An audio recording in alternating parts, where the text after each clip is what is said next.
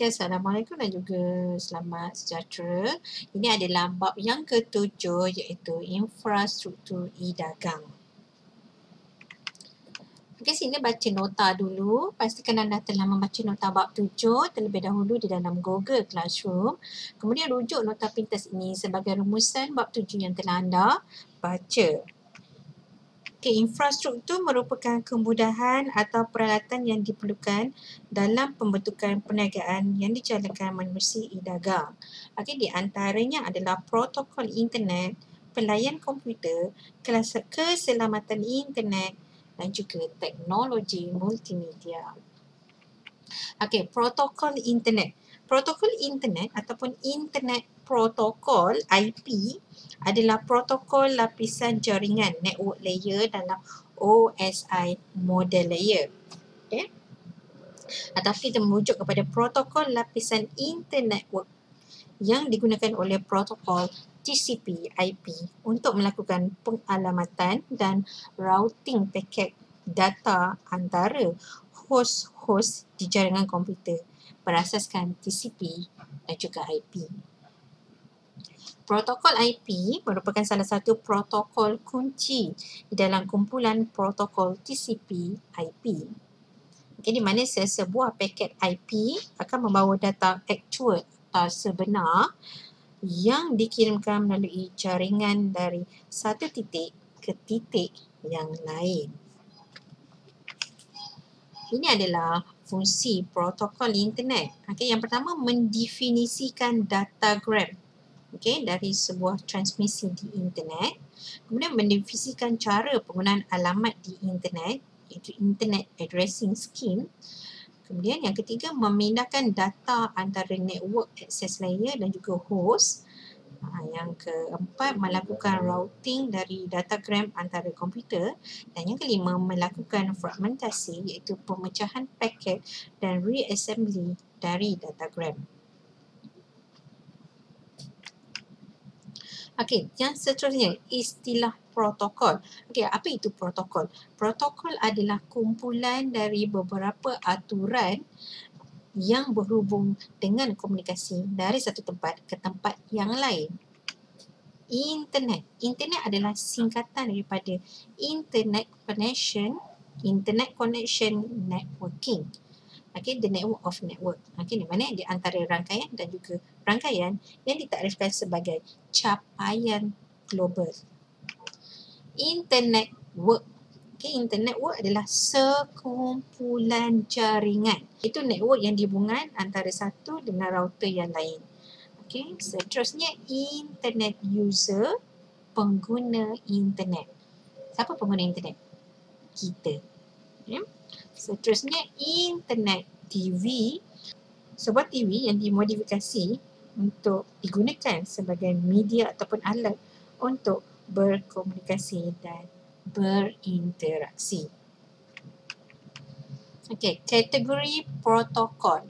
Okey, terbagi kepada dua iaitu Hypertext Transfer Protocol ataupun HTTP dan juga Internet Protocol Television IPTV. Okey, HTTP ni adalah satu protokol perisian yang digunakan untuk memindahkan maklumat melalui jaringan sejagat dan juga internet. Sebab tu kalau kita nak buka browser, kita mesti ada http://www.google.com macam tu mesti ada protokol untuk nak buka perisian internet. Okey, yang kedua adalah IPTV. Sejenis sistem yang mana satu perkhidmatan televisyen didigitalkan, disampaikan menggunakan protokol internet merentasi sebuah prasarana rangkaian yang boleh merangkumi penyampaian melalui sambungan jalur lebar ataupun bandwidth.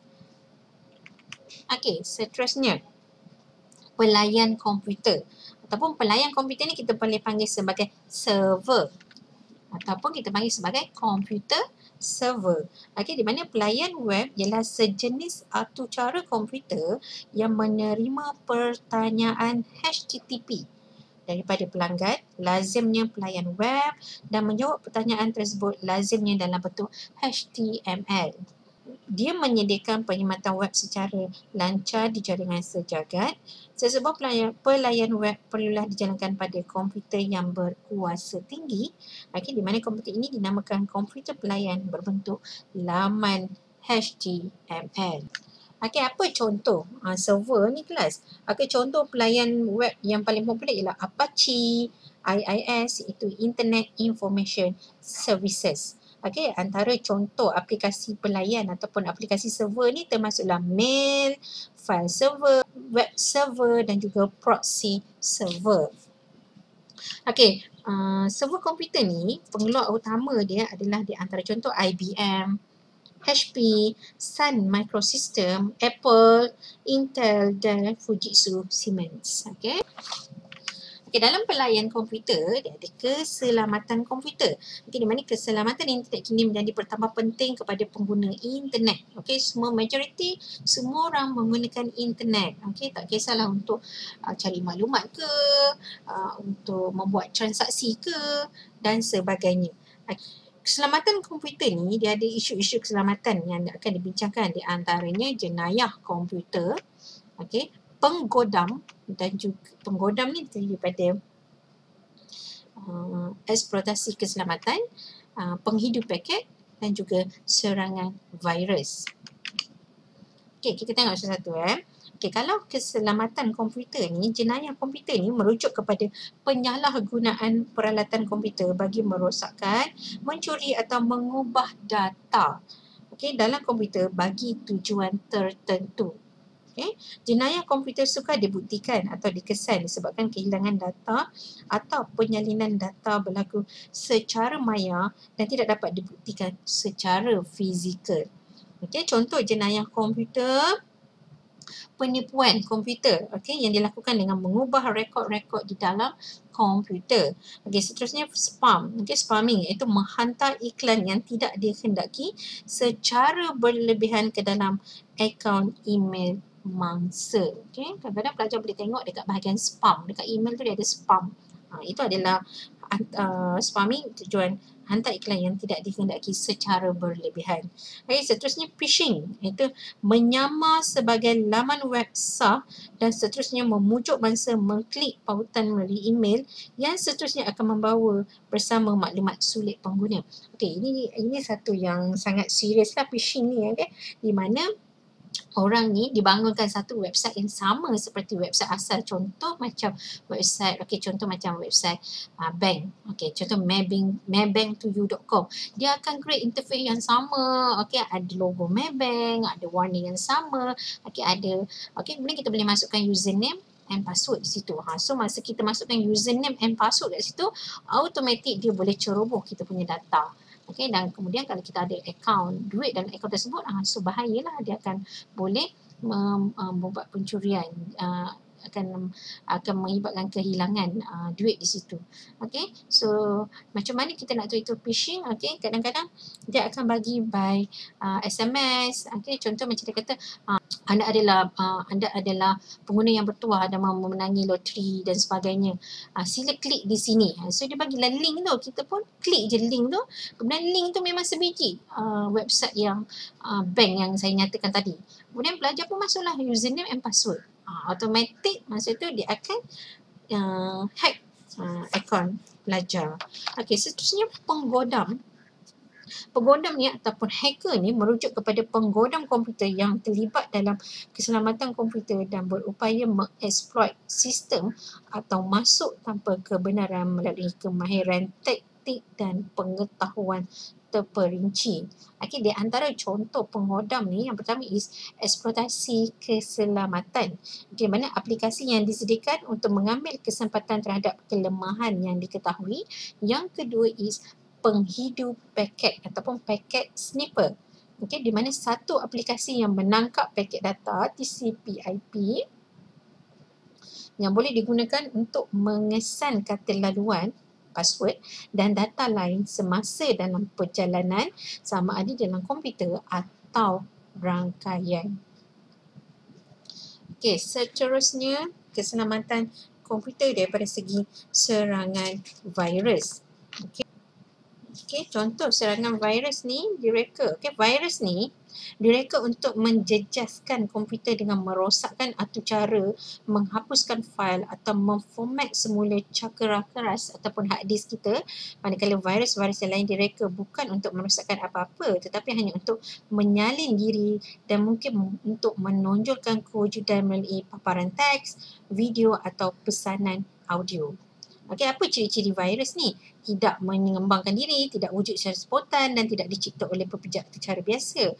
Okey, ia dicipta secara sengaja oleh orang ataupun oleh para pengatur cara yang menggunakan perisian mencipta virus dan hanya boleh membuat apa-apa yang ditetapkan oleh pengatur cara. Okey. So, selain daripada itu, pelajar kena tahu kuda Trojan ataupun Trojan Horse, iaitu program ini direka kononnya untuk membuat suatu perkara seperti satu perisian sah. Okey, tetapi sebenarnya melakukan perkara lain. Tapi ia tidak semestinya program jahat. Okey, di mana Trojan Horse ni digunakan untuk membuka pintu dalam sistem komputer supaya pencipta program tersebut boleh kembali dan menceroboh masuk. Okey, virus yang menipu pengguna untuk membuat turun dan menjalankannya juga dipanggil kuda Trojan ataupun Trojan Horse. Okey, seterusnya cacing ataupun worm. Dia adalah seperti virus, okey, di mana program worm atau cacing ni boleh menyalin dirinya. Okey, bezanya cacing tidak mencipta berbilang salinan dirinya pada sistem. Ia membiak melalui rangkaian komputer. Ia boleh dibandingkan dengan bakteria dalam biologi, di mana ramai orang menggabungkan istilah virus dan worm dan menggunakan keduanya untuk memperihalkan mana-mana program yang merebak. Ini kerana sesuatu program itu boleh jadi mempunyai ciri-ciri kasar kedua-dua cacing dan juga virus. Itu dia dari segi keselamatan komputer di situ. So, pelajar perlu tahulah, okey, apabila kita menggunakan perkhidmatan seperti shopping online, apa lagi yang kita dah belajar perkhidmatan e-dagang tadi. So, kita kena berhati-hatilah dengan keselamatan komputer dari segi penggodam dan juga serangan virus. Okey, so itu sahaja untuk bab 7. Sebarang pertanyaan boleh terus ajukan pada saya semasa sesi live class ataupun pelajar boleh email terus kepada saya. Okey pelajar, terima kasih. Assalamualaikum.